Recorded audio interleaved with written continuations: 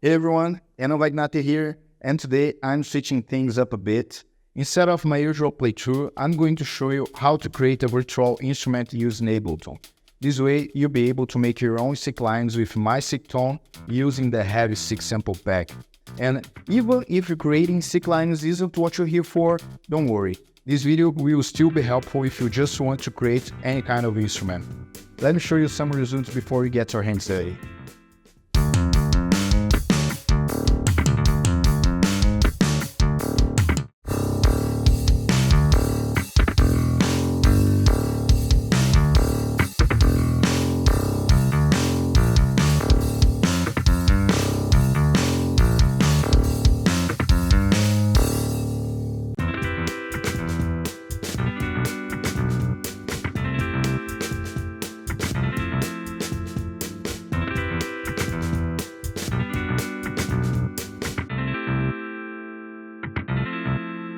So let's dive in, guys. Here we are in Ableton. So the first thing that you have to do here is to get the sampler. You go on instrument and add the sampler to your track, and you have it down here.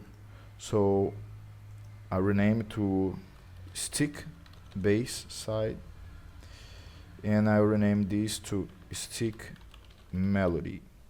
I've added the folder, the right path here, to my stick samples, and okay, we have it here. No, not the clips, but the heavy stick itself. So I have separated it in two folders: the bass for this side and melody for this side of the hand. So right hand, left hand bass, right hand melody.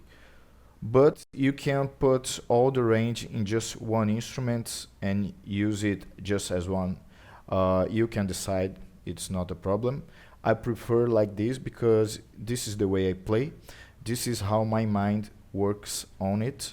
So for me, it's better to have it separate. But if you want to configure just one instrument using the entire range, that would be okay. You can do it as well. You just would need to combine the two packs, the bass side. So like from C1 to B4, for example, you can put until this here in the same instrument, and also continue from like for C4 until the D6. That would be no problem. But let's do it separate. I have added the sampler to my stick bass, and you click here on zone, and you are going to add the first note. So I've added the C1. Let's create an example here. Let me add a mid clip, insert mid clip. So yeah, it's very low.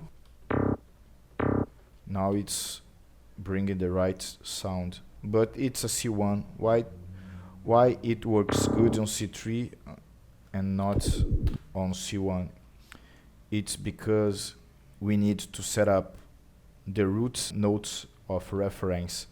So the reference here now is C1. So let's go back to the clip and see what happens. So now it's working fine on C1. If we move it, but this is not what I want. What I want here is to have the most realistic sound. So that's why I recorded note by note. So to get the type of sound of each string and etc. So let's configure it in a proper way. So we have here the bass side C1 wave. Let's configure it to just play in just C1. So, oops, should be like this. Oh, it's on G. Now it's C1. And we need to set up the roots for C1. I don't know why it was A, but let's configure the second note. The C sharp one, same thing. So here you are adjusting the range that it can be reached by the mid controller, and etc. All the MIDI inputs that you do here.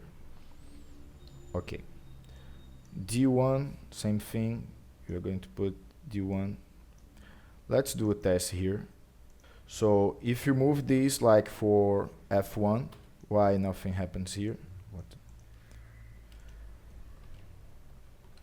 Because we just configured C1 to be played here. And here we have the C sharp one. But as you can see, it's really deep. It's playing a really deep notes. Let's check what's going on here. So the root note is set for C3. You should set this root note for C sharp 1. Same here, D1. Let's see if now it's working fine. Okay. Now it seems to be working fine. Let's, okay. So the notes that you are hearing are the real notes being played on the Chapman stick. The original notes. We have all these notes. We need to do it one by one. But once you have it done, you can come here and save it. So, and you can add the name of your instrument on the sampler, Chapman test. That's it.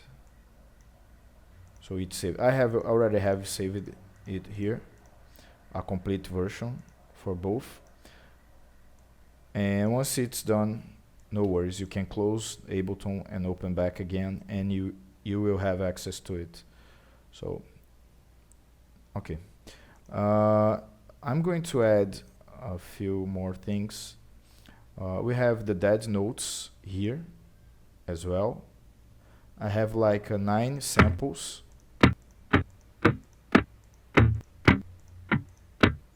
So let me add them here. For I recommend you to add the dead notes to a place where there is no notes on the stick, like A0, A sharp 0, B0. That would not interfere on the other notes, and you can keep that to be called on the MIDI. So let's go down here and like make like a groove or something, like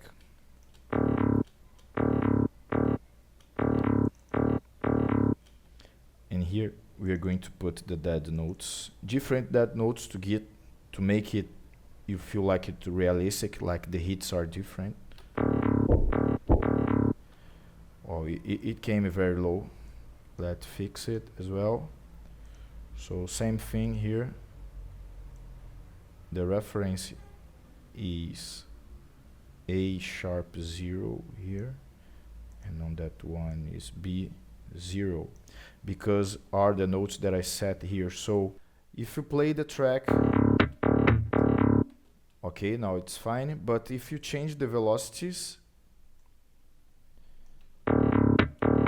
you will see no change on the sound. It's because we didn't set the velocity ranges for the notes. The good thing here is that you can select all at once and just move one, and it's going to affect all the notes, so that's fine. We can move this to 127, so it will allow us to get the entire range of the velocity, right? So let's see how it goes now. Right, that's it. It's working now. So here you do the same. So on melody you put a sampler here as well. You come to zone, but instead of getting the bass notes, you're going to get the melody notes. Let's put like C3, same thing. But this one you don't need to change because the root is C3, so that's fine. But D3, you need to adjust here, okay? E3, same thing. Well, not F, but E. Okay, that's it. Let's make a test here.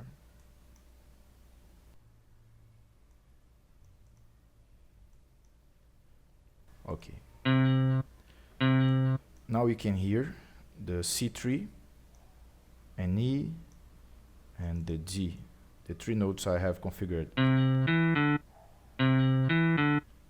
So that's it. Let's put both together. So that's it, guys. It's just an example. I'm going to load a better example now. So that's it. Let me show you a working one, a good one that I made. So I have created this example here. So I just configured the bass side for you to have an idea. So let me just play the stick. It's like, so it's me like hitting the stick, like to make these dead notes, to give more rhythm to it. Let me put the drum so we can have a better idea, like.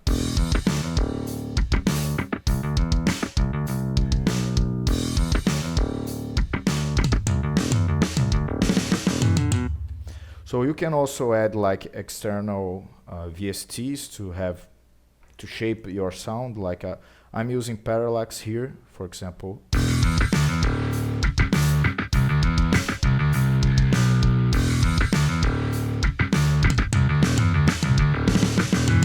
So you can get more distortion, get it heavier. And there is another groove that I made here as well. Let's listen to it.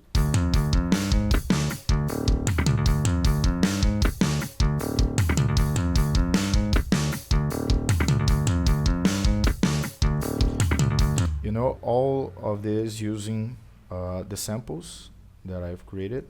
Let me put it with the parallax.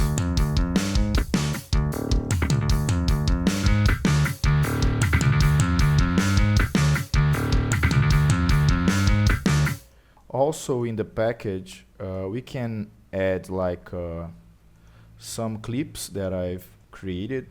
So let me show you. Like some arpeggios and some loops, riffs, and the loops and arpeggios have the BPM, so you can better adjust your track to it. We have more examples here. Let me show you some grooves. This one is 95 BPM. Let me set up.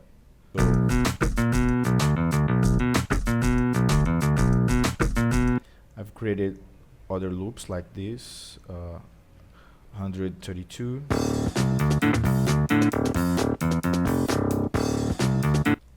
Also this one, it's 65 BPM. Let me see.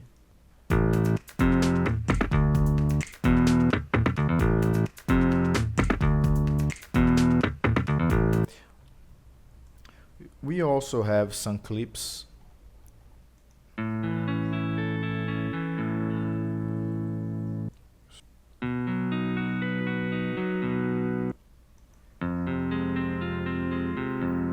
My plan is to expand here, but all these loops were created not by me playing, but for me managing the Heavy 6 samples. I hope this was useful for you, not only about the Heavy 6, but by creating a virtual instrument. That's it, guys. If this video was helpful for you, don't forget to hit the like button. If you're a Chapman 6 lover, don't forget to subscribe. And also, if you want to get the Heavy 6 sample pack, there will be a link anywhere here in the description. Thank you, guys.